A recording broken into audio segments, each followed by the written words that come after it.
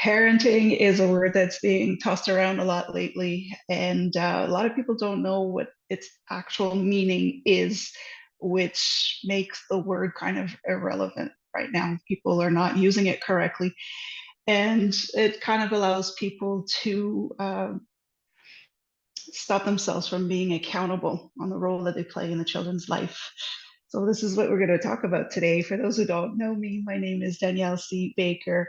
I am a registered early childhood educator who specializes in effective and values-based parenting. I do help parents navigate the realities of parenting, the real parenting. And I absolutely love what I do. So don't get it twisted though. When you're working with me, we're going to be putting your child's needs first. So you're going to have to put the ego and the pride aside. And let's get to it.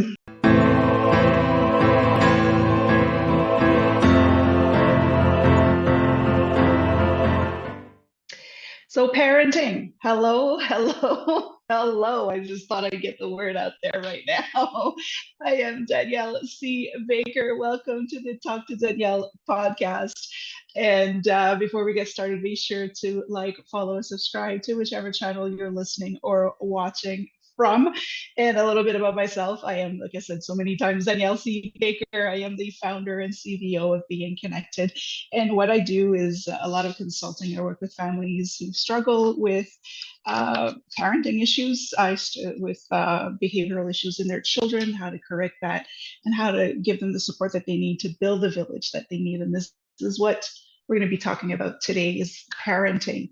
And again, something new this year for season 2. This episode is brought to you by the Self Esteem Doctor online academy. The lovely Dr. Simone Alicia has loads and loads and loads of resources on helping your child with low self-esteem, with their confidence. Works with children, teenagers, and even adults. I love to kind of flip through all of her resources. So I will add the link in the comments and then the descriptions for you to be able to check it out. Be sure to have a look at it, and that will help you a lot in so many different ways. She is absolutely amazing. So again, to parenting is a word that is being used so much today. People are just throwing it there because it's popular, but they don't understand the magnitude of what it actually means and what it represents. And that's what makes it difficult for anybody who are raising children to get the help that they need, because it's not a trend. Just sorry to say this, having children is not a trend. Caring for children is not a trend. It's a moral obligation. And so we're going to kind of pick at it. We're going to dissect the word today and what it represents now, because what parenting meant 200 years ago is not the same as it did 50 years ago. And it doesn't even look anything like what it has been for the last year or two. So let's get right into it. If we're looking at a definite definition of what parenting is something that promotes and supports the physical, emotional, social, and cognitive development from infancy to adulthood. So it has nothing to do with birthing a child. And this is the very, very important part here. Parenting has nothing to do with making babies. It has nothing to do with birthing a baby. It has nothing to do with the parents. We kind of see parenting, put it all in one melting pot, and it's the parents' problem. It's the parents' issue. It's the parents' thing to deal with. And parents are left alone, not knowing what to do, in complete survival mode, trying to handle their own stuff. And now they've got this moral obligation and this legal obligation to look for their child.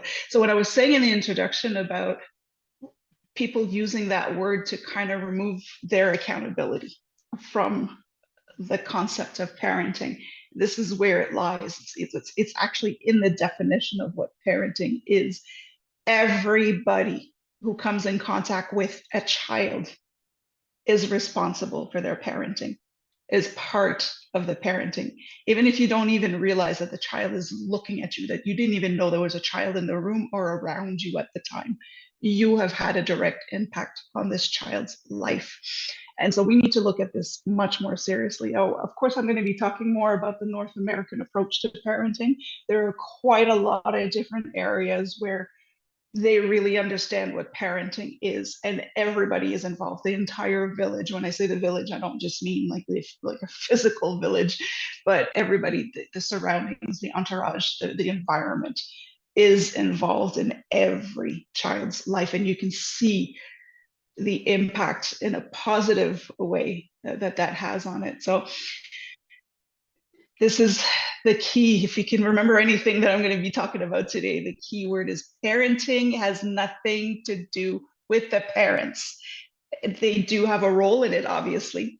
They are the main characters, aside from the child, they are the main supporting characters of parenting, but it doesn't end with the biological parents. And to be able to look at the bigger picture, let's define what a family looks like now. It's no longer that portrait that we had from 400 years ago: mother, father, children, dog, cat, horses, whatever. It's not that picture anymore, the so-called traditional family portrait that we have of, mother, father, son, daughter, because you have to have one of each. That's not what a family is, especially nowadays. That doesn't even, it doesn't describe a family properly. There is different family portraits, and none of them are wrong. So let's remember that none of them are wrong, as long as the child is supported and given the love and affection that they need to be able to develop from infancy to adulthood. There's no such thing as a bad family portrait. And we know this because you could go with a traditional family portrait and the child be absolutely miserable, neglected, and everything. So it has nothing to do with the portrait. So looking at what a family portrait is, it's not just mother, father, children, or we can extend it to the grandparents, auntie, uncle, siblings. We do have the biological family portrait that people tend to look at still, but we can also go with such a broader range, and we need to look at them, especially when we work in the field of early childhood education, or anybody who's involved with children. We have to look at the bigger picture. So we could look at the nuclear families, we could look at adoptive families. There's some children who are adopted or even foster care. There's some children that are raised by their siblings. They are raised by their neighbors. They're raised by a good family friend. There's some communities, the communities that I came from. You had your mother, the biological mother, and everybody else are aunties. And the whole concept, and when I say that the family portrait picture is so broad, aunties, no matter what connection they had to the parents, became the mother if the parents could no longer take care of the children. So aunties would take on other people's children like they were their own, no questions asked. No matter how long it would take for the parents to get their stuff together, aunties were there. And that's what I grew up with.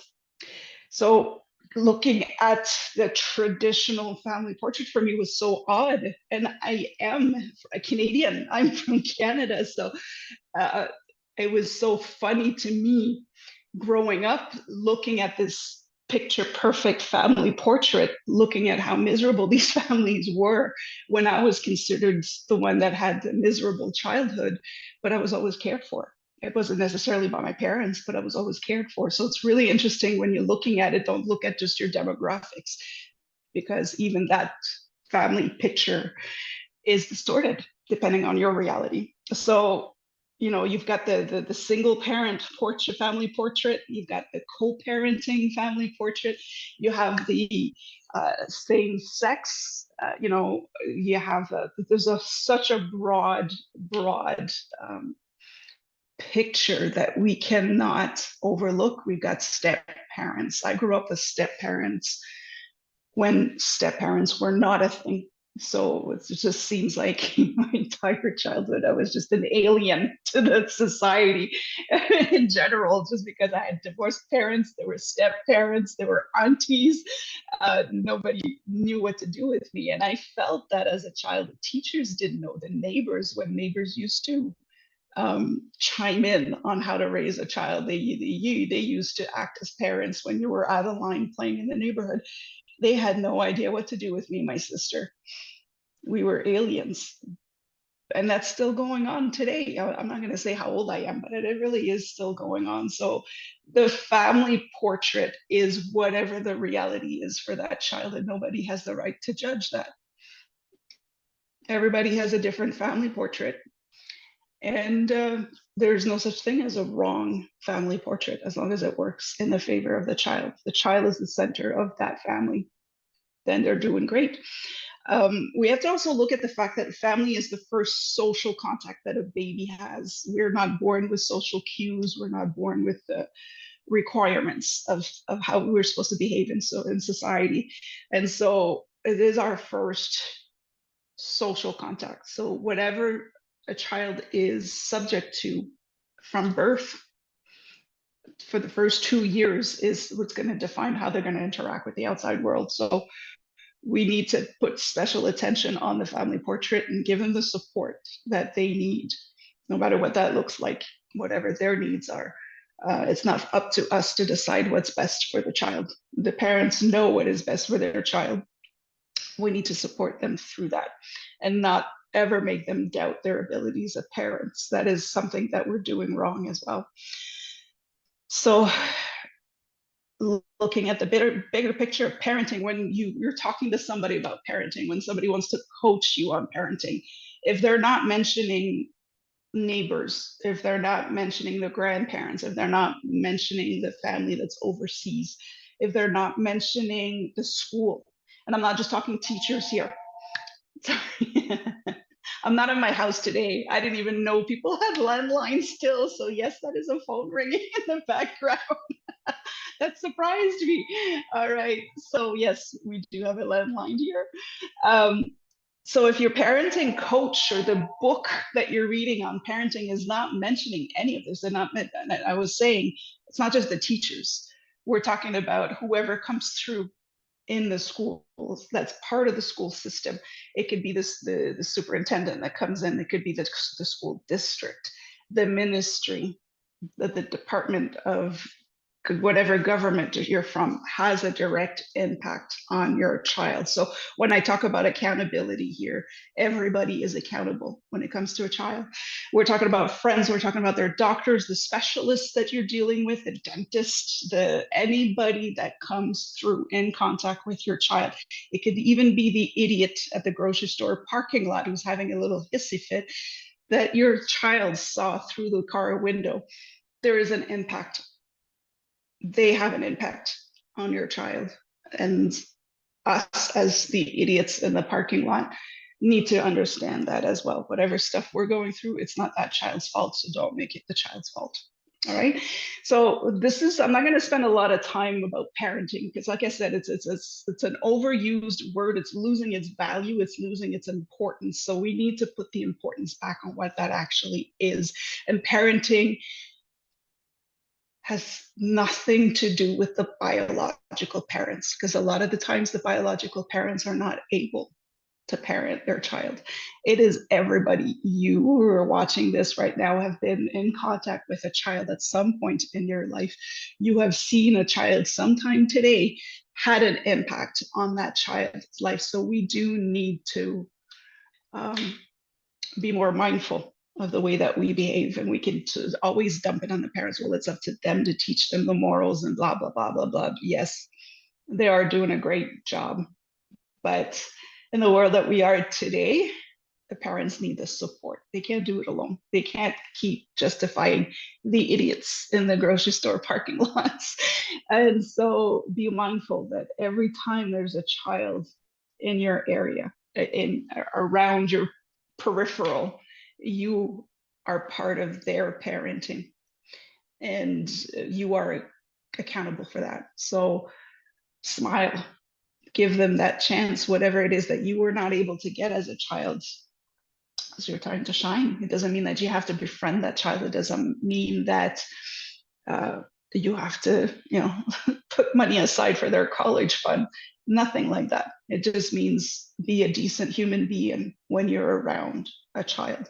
And when you're seeing children having meltdowns or breakdowns in a public place, start by not judging the parents. If you are a parent, and every parent will vouch for that, every time a parent sees somebody else's child have a meltdown in a public place, the first thing that comes to mind is, thank God that's not my child. Most people will say, oh, how horrible of a parent are they? They have their child do like this. My parents would never, I would never let my children embarrass me like that. Their children are not embarrassing you.